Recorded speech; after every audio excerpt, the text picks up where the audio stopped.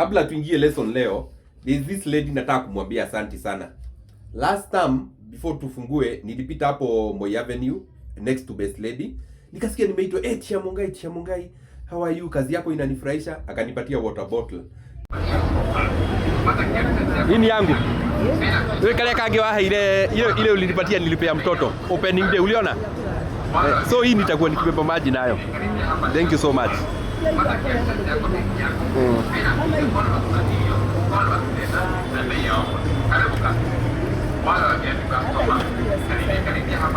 Thank you. Nimeshukuru sana. Thank you so much.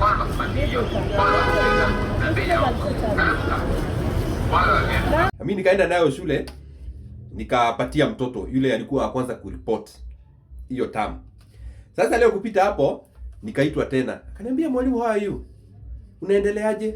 Niko na chupa nyingine yako. Akanipatia hii. This is another water bottle.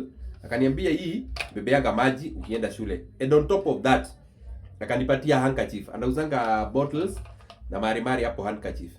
Akanipatia. Akaniambia this is for you. Na Mungu akubariki na uendelee kufanya kazi mzuri. So I'm so happy, Madam Lydia. Asante sana. Your gift iko hapa.